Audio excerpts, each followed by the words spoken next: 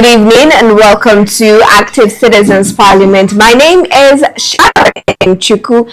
Joining me live in the studio, I have with me Ms. Genevieve Okeke. Good evening, how are you doing? Good evening, Sharon. How are you? I'm very well, thank you. Also joining us via Zoom, we have Ms. Akune Ifoma. How are you doing? Good evening.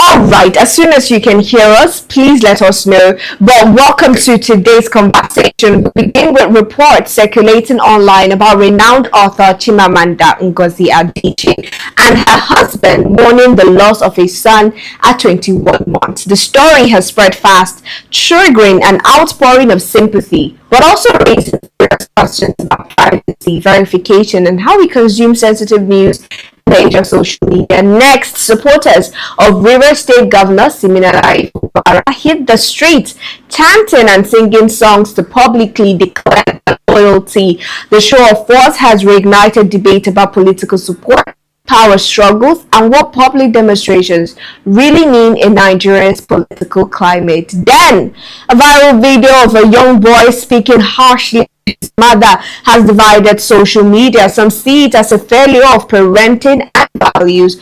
Others blame societal pressure and online amplification. Beyond the outrage, deeper questions about culture, discipline, and digital exposure remain. And in Kenya, Nairobi County has approved 2 days of paid menstrual leave for women. The policy is being praised by many and criticized by others, reopening the conversation on gender equity, workplace rights, and whether Nigeria is ready for similar policies. These are the stories, and we're asking the questions that matter. We'd love to start with the news of Chimamanda Adichie and her husband losing their son at just 21 old, and this news has broken the heart of many. We know when we celebrated the birth of Chimamanda twins, and hearing that they've lost one of those twins at 21 months is really heartbreaking. And all of us here at Active Citizen, we're sending our regards and sympathy to this very sad news. But any words of condolence, Jen? Besides, the only thing I can say is my heart really goes out to her. May the child still rest in peace, and may God give her the strength to forbear. God give her and her husband the strength to forbear, because it's quite sad. I mean, not long ago you are celebrating for life, and now you're burying your child as a parent. It's painful, and my heart really goes to her. Condolences to her and her family. Oh, of course. And to you, if for many words of consolation on your side. Alright, as soon as you get that, just let us know. We're still in the studio and we're discussing the loss of Chimamanda Adichie's son, and this is such a sad situation, and we're praying that God really just gives them the fortitude and the strength to bear this loss. Now we have to move over to another viral video that has gone viral. It's a video showing what's happening, the political temperature in River State, where we're seeing the support of Fubara coming out to chant songs, hailing Fubara, but also shading Wiki at the same time. Let's have a look, and then we'll return to the studio. You know, be God, though. I will like for you.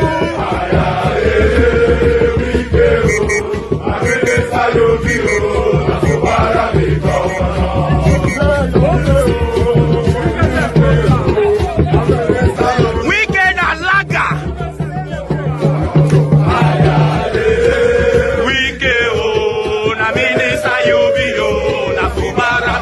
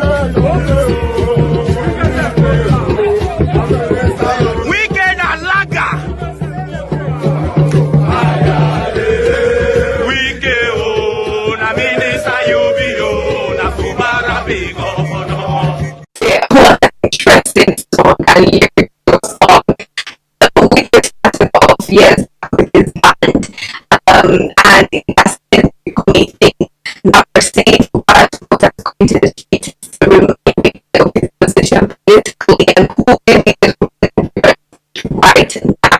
But what's your take from all that on that part of it?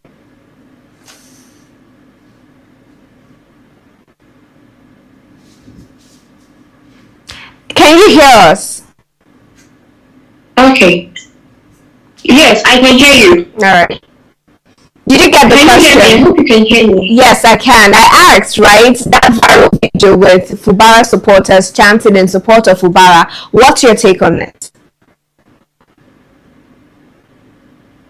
Okay. Well, it's expected that that would happen, considering what he did previously. And you know, the internet never forgets. So they are bringing those things back to him to remind him of what he said earlier, and he's doing the complete opposite.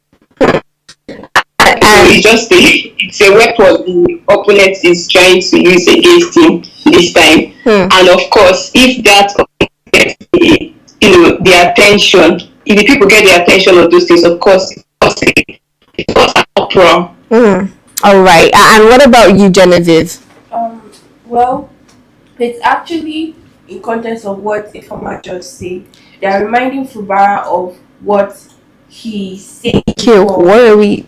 Sorry, they are reminding Wike about what he said before.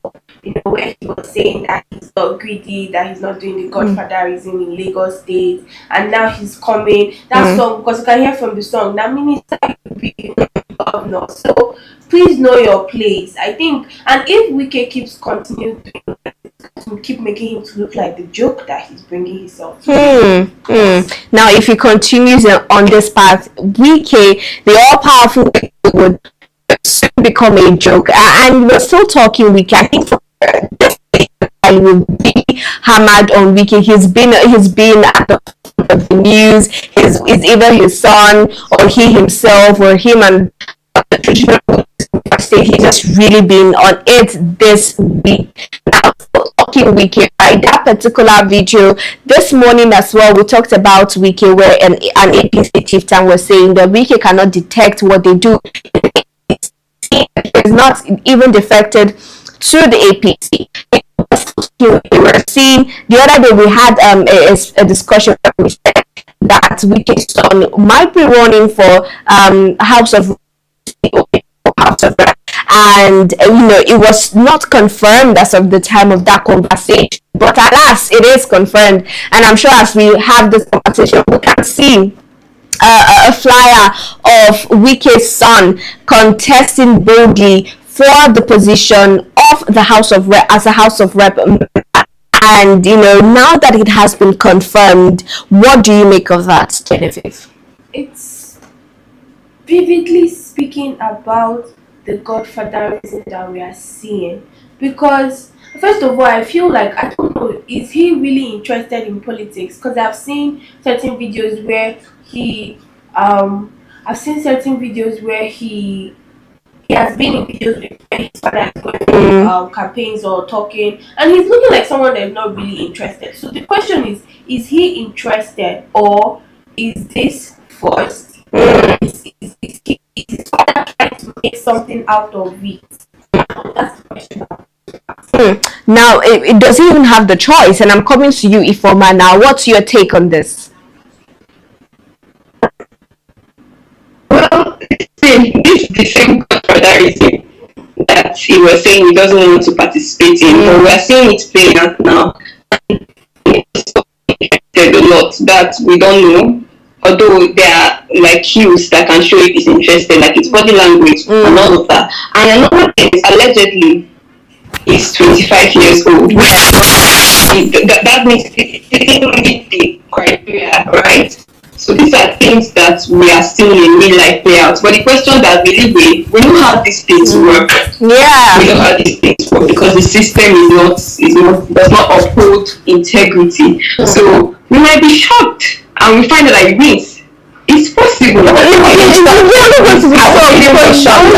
the system that we have here. Yeah. But let's just see how things play out. Let's see how things play out at the end of it. It's not going to be as shocking. It just proves that thing whereby your own. For example, we are saying in the morning that if you're in APC, your position is secured. It just proves that, oh, if my father or anybody is in a political state, I can run or be in a political state, whether I am qualified or not qualified. This is what we are seeing here. Now, still talking this, right? Now, it doesn't matter. This is what we call in local parlance nepo baby. So this is a nepo baby situation that we're seeing here. But going forward, political dynasty, it's how Wiki has really tried everything in his arsenal, used everything in his arsenal to ensure that he establishes his hold in Rivers State politics.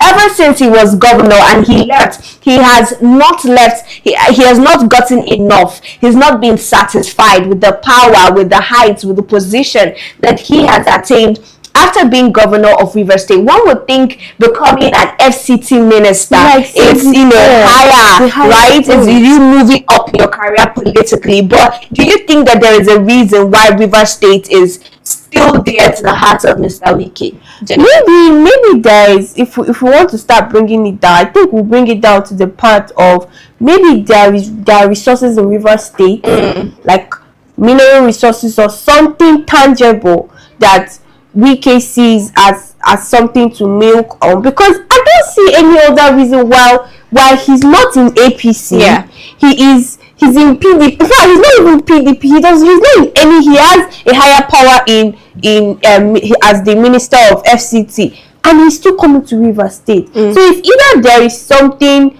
that he's seeing that holds him there, so resources that holds value, maybe financial value or people value or something that he wants to keep just like Tinubu being the father of like Lagos State, and you know that many money resources are going back to Tinubu. Maybe that's what he wants to do. And for Ifoma, what do you think as well as to why exactly Mr. Wiki has refused to let go of Rivers State?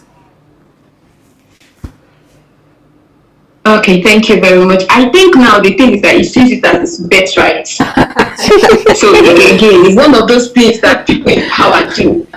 They just take a state once they rule in that state, and then it's like it's their birthright. So even after they have left, it's not as if they did not really leave. It's that they'll replace themselves with their sons, and this is what we're seeing in real-time playouts. So it's as if the place now is his birthright. So it's his heritage. His children will come and continue from where he stopped. And of course, something Genevieve said is really important. She said there is something he must be getting there. Of course, there's something he's in that state that he's getting, and that is why he doesn't really want to leave. And it's of course putting his son to continue from where it stopped. But finally, as we touch on this story, we're seeing that I saw an interview, a video where people were saying that the APC, right, just the general party, are saying that it is the people in the southeastern APC party that are trying to put a divide with APC and Wiki. Because I know I asked this question in the morning, why is it that all of a sudden APC and Wiki are not having a cordial relationship as they used to have there? It seems as though now that you're trying to side Fubara when it concerns Wiki's ambition to still be a godfather in Rivers State, and knowing that he has fallen out with Fubara. Right now, I'm asking finally on this as we move on, Genevieve. Do you think that the kind of chaos and internal crisis that Wiki brought into the PDP, do you think that is the reason why APC might be scared of having him in their party? It's not as though they don't want him to defect. It's just saying that he's still in the PDP. But do you see him replicating what he did in the PDP in the APC? It's not just that is possible, but what I'm seeing is the fact of 2027 election. So I'm thinking the APC party members are looking and seeing Wiki as an obstruction, maybe obstruction of confusion, like he's going to confuse the agenda of 2027 election, because Fubara has already defected to APC. So Wiki coming, it's like, what's the essence? And like they don't need him that anymore. So they want to take away the structure so that people will not feel like APC is confused. You know, it might affect their agenda of they need to stay in check. They need somebody like an APC. Even if Wike wants to actually take over Rivers State, maybe he should actually defect to APC so that it will make more sense. But this thing about not wanting to even defect to the APC, despite coming out publicly to tell everybody that you are for the APC, you support President Bola Ahmed Tinubu, Ifoma, what type of strategy do you think that is? That's a good question we asked. Well, I think him coming out to fully support the president and all that, but still he doesn't want to defect to APC. Maybe he will lose some certain privileges if he defects to APC. So he's trying to be on the safe side. Yes, I'm chilling, I'm cool with the big boys, like the big people in power, but at the same time, there's something I'm benefiting that I don't want to let go of. So he's really playing the smart card of being there and being here. So he doesn't want to, say, okay, I'm on this party. No, he doesn't want to do that because maybe he is defecting to APC. There are things he will lose and he doesn't want to. All right, and he doesn't want to afford to lose that. I guess we'll have to find out as the story just progresses. Now we're moving to a rather disturbing video where a young boy was seen speaking harshly to his mother. We'll have a look at that video, and then when we return, we'll have a full-on conversation on that.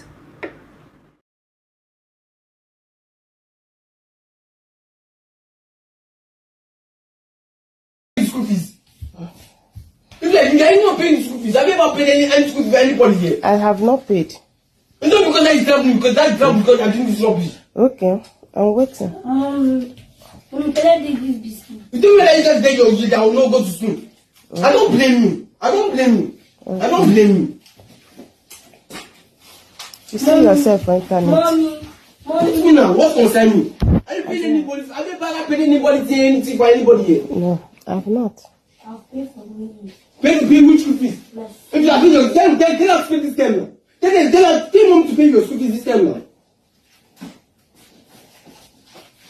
Because that I don't pay the school fees, that's why. I don't blame you. Mom, should you used to pay for my party car? Mom, should you pay for my school? Who's paying for the party car? It's not the school that is asking for the party car. Who paid for the school fees for the party car? The books, this house, who built it? Who paid for this house? It's not that good. No, you know because you put any shishi. Okay, I have not paid your school fees. That was your fucking business. Okay. The school fees that you paid, are you supposed to pay everything? Did you pay everything? No. Only once. We have never paid my school fees in once, just once.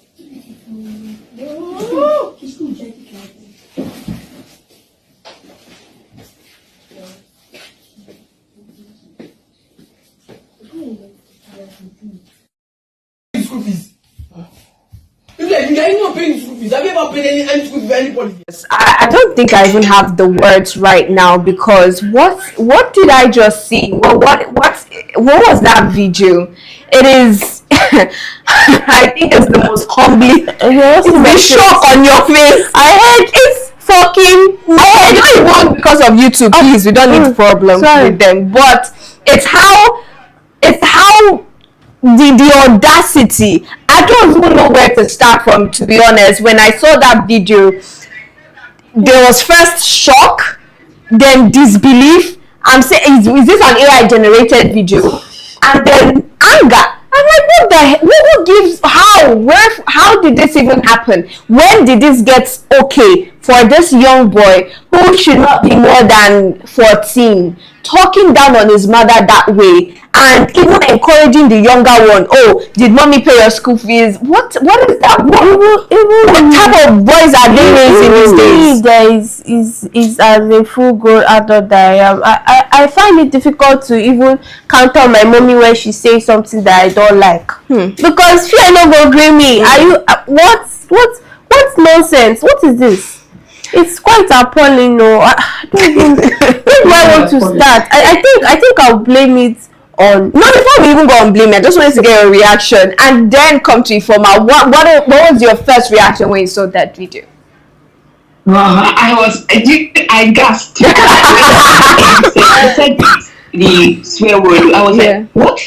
I gasped. That was what came here on that shock. At which he was challenging the mom. And again, that video goes to show us the dynamic of the family. You know, I mean, a child is talking to the mother like that because the father is taking the financial responsibility of the family. But then again, where is this child emulating this kind of character? Where is he emulating this attitude from? Because of course, children learn from what they see. So it begs the question: is this how the father speaks to the mother at home?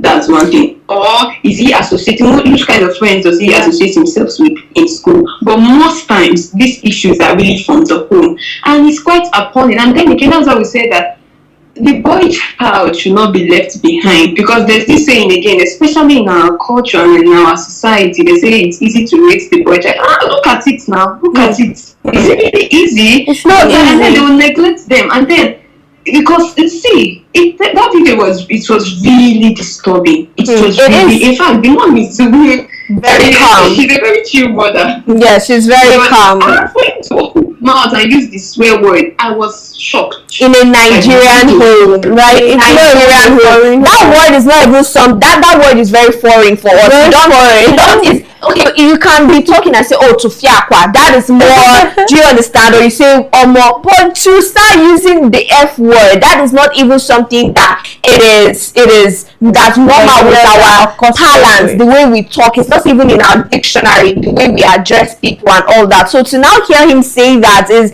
so I'm training you in school to go and learn swear word that you now come home and use on me. How? I think for me, for days I'll keep thinking about this video. I might just be talking about something else and remember that this actually happened somewhere, and I will open my mouth in shock because I have not seen something like this happen. And you know, you also said something. I'm coming to you to get your take generally, or as to what could have led to this. But to say something, you know, that saying that it takes an entire village to train a child. Yeah, I don't even think if I was, God will not allow me to be the mother in that situation. But if I was the mother in that situation, you are saying that the mother is chill. As I'm being chill, what I would do is to go and call boys that will come and beat you. Exactly. Since you are now bigger than me, since you are taller than me, because maybe the boy is taller than the mother, who knows? That is how you will know that it is the village that is the child. But that's please, true. That's true. I have, as an experience, I have a friend of mine that he was being very, as a teenager, he was being very disruptive, you know, doing all sorts of things. They had to call anti-vigilante group that came with a machete, and that's what they used to love it. We said, love it. So it really does take a village to train a child. So yeah, there's so many bases I'm going to say here. First off, I would start with the behavior of this young man. I don't think it started off as a normal thing. I feel like, just like Ifoma said, that Abi is you that said it, that children emulate what they see. They are very good at responding with what they see. It's something they call it in education. So I feel like it's either this young man is in an environment where he sees that this is normal to talk to somebody like, not just somebody, your mother. So please, it is not. You can talk to your parents. You can tell your parents, mommy, why is this happening? At a young age like that, what you're supposed to be asking is, mommy, why is it that daddy is the one that is how it's supposed to be, not you looking down, talking down, being disrespectful. So it's going to boil down to, how is the father talking to the wife? What kind of communication do the father and mother, how do they have communications? Do they quarrel in front of their kids? Because many people don't know that is very psychologically bad. When a child grows up, you hear things like, oh, my father used to beat my mom, I don't want to be like that. Those children 99% times turn out to be like people that beat their wives. They turn out to be like their dad. It is about grooming. When you keep grooming something and they keep seeing something every day, they get accustomed to it. So if the father and mother are always having conversations, the father is maybe always talking down on the mom, that you don't do anything in the house, in an aggressive tone, not in a communicative tone, this young man, especially, it's very hard to train a male child. You cannot train a male child the way you train a female child. You need hard hand and soft hand. So especially this young boy, he would definitely be saying that his mom is nothing. But you know that even having the knowledge, right, that it is the father that provides for the school fees and not the mother. Exactly. What is your business? Exactly. They are your parents, right? This is not even a situation of co-parenting. If it was a situation of co-parenting, I'll understand where the parents are separated and they are coming together. Although there's no will I call it freedom, or that you give for disrespect, right? There's no allowance you give for disrespect at all. But this is not you corporate. This is your mother that you live in the same house with. And if you pay attention to that video, what the woman used in threatening the boy was that if her phone was in the internet, meaning you will see yourself on the internet. Not I will tell your father. That will tell you that because the husband and wife are not, they don't have very loud. They don't have a good relationship. Because if they have a good relationship, I'm going to tell your father. I remember them when we were younger, right? We do something. We know, of course, our mom is going to flog us, but the flog that we get from our dad is always just different. So sometimes, I'm saying from experience, I would hear that I would rather my mom flogs me than for her to go and tell my dad. Yeah. If I just hear my name, I'm already pissing on myself because I know I'm about to get in for a beating. My mom can use a cane to flog you. My dad would use a belt to bring sense back to your head. So but let's talk a little about this, right? It's about the way this Gen Z treats and train their kids. I'm still Gen Z, but the other Gen Z, the Gen Alphas and the rest, right? We were trained with with belts, with canes, and all of that, and brooms, right? That's what they used to discipline us. But now we're having a new generation of parents who don't believe in that, who believe in talking to their kids and trying to dialogue with their kids. Okay. What do you think is how effective do you think that other method is going to be as opposed to the one that we know it for, ma? Okay, thank you. That's a good question. Well, for me, yes, parents should have dialogue with their kids. But in context of this particular video, I strongly lean into the side that is the way the father talks to the mother. Yeah. For the mother of the son to use you will see yourself in the internet as a threat, not even I will tell your father. Yeah. That already shows the dynamics in the family. But then again, this thing of disciplining your child, and yes, I think it should be combination of both, because I've seen this so many times. The parents will lean too much to the other side of just using a cane and using all these things, but still yet the child is still misbehaving. Because there is another part of it, which is having conversations with your kid. And although parents of the older generation, they didn't really do that part much. So I think the imbalance here now with the parenting style for this Gen X or Gen Alpha is that they're not using like the combination of both. With the combination of both, you discipline your child and you also talk to them, have conversations with your children. Then again, the thing again that comes to mind is, the parents have time for their kids? Because this one that everybody is, capitalism at this present age is killing everyone. So do they have time for their kids?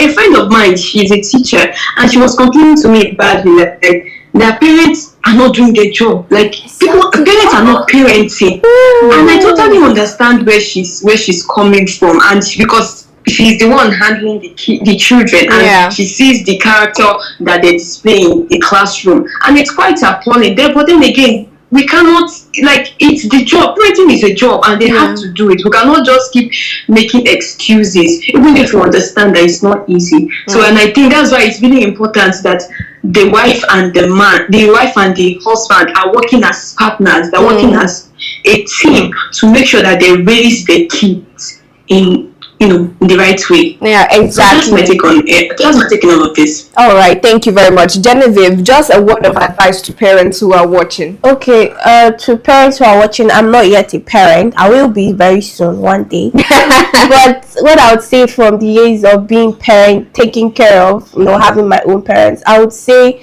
it's okay to use the mixture of both. Most parents, especially parents of the then, they feel like if they get too soft, that they will lose their and then their self lose their respect. That maybe the kids will get to see them as weak people. But it's not that. You have to use the mixture of both, because when your child grows up to become an adult, you need that your child very much, because you lose communication with your children. You see, as time keeps growing old, you tend to lose communication with your children. They only come to visit you because it's a responsibility that they're supposed to do. It's not because their parents is their role model. I feel like parents should be the role model of kids instead of celebrities and whatnot. The first person that's supposed to be a role model for you is your parents. So parents, please take it together. Walk side by side with the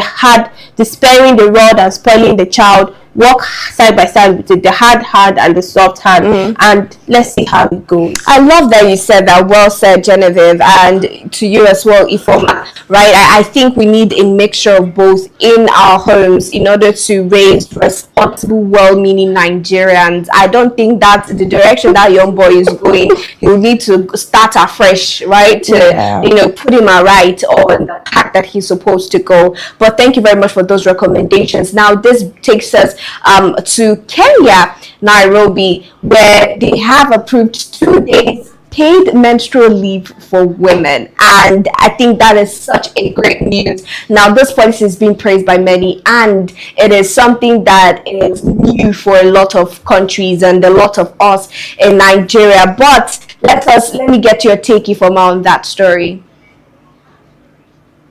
Okay, thank you very much, and it's such a good news for all of us. When I saw the news, I was amazed, and I was like, this is the way, like this is the path, this is what should have been done. But because more and more women are working these days, and it's only fair that at least 2 days, because people said it's 2 days, not too much. That's just the minimum. That's just the minimum, and I think it's fair enough for the organizations and also for the women, because women being in pain, like severe pain, and they are going to work, like they're boarding buses to go to work. And the thing there is that they're not being productive. That's the truth. They're not being productive, going through all those pain and then coming to work to deliver what? They won't deliver at their best, because they're not in their best. They're not in the best positions to do so. So I just think that this sets the tone for what other countries should emulate. We should, like Nigeria, should do that too. We cannot keep, because this is women. Well, we're talking about women here, and this is a very important subject and a very important topic. And I just wish that this is what they are pushing in our policies, because we need these policies. We need them, not just make policies. They need to make sure that it's actually implemented. And kudos to Kenya for training the place. We want to see more of this. This is what we want, and I'm so happy that they're setting the tone for that. And hopefully Nigeria joins in the train, and then it's now the norm. Because that's how it should be. That should be the norm. That should be the standard already. But it's quite unfortunate that we have to still, fight and do all of these things. All right. Thank you so much, Ifoma. Now to you, Ms. Genevieve, I have 2 questions in 2 minutes, if it's possible. I want to know your take on this, right? On this good development. There's something Ifoma said. She said these are the policies that we should be making, but we don't have as much representation of women in our government. When you look at the senators and House of Rep, I think we have just 4 female House of Rep and rest senators, and women in high positions in politics are not as much. It was just recently we saw President Tinubu making a woman a DG, just recently, but normally we don't see women being represented. So who are the people that are going to make these policies for us? Is it are they the men that are already there who might not understand what it means to have a painful menstruation, or the women that we lack there?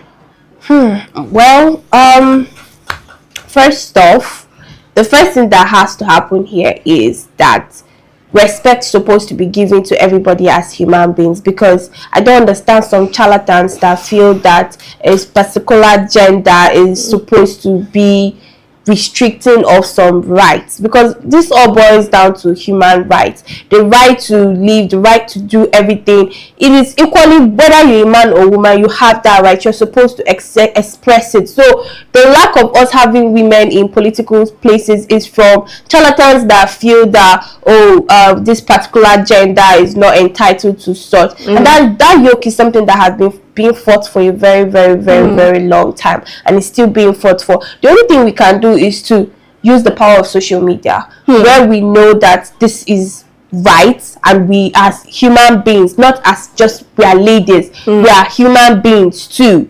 We are accountable to that right. We are accountable to do that thing that the men are doing. When it falls down to the human right, we are accountable to it, because you don't understand the pain that comes through with menstrual pains, and you still expect me to come to work and you expect me to be productive. No, it's just like when men are having some mental breakdowns, they are not productive the way they usually used to be in a normal day. So it should be equally severed, it should be equally shared. It's all about the human right. I'm tired of the gender war I'm seeing. It's about the human right. You can't say, oh, I'm a man so I can be in political power, and you as a woman, you can't be in the political power. It doesn't make sense when we are breathing the same air, giving out carbon dioxide, we are eating the same food, we have the same nostril, ass, everything, and you don't want me to do the same thing. It doesn't make sense. I like that we both are, from you, Ifoma, and from Genevieve as well, they're saying the same thing. It is basic human right, and it is going to be something that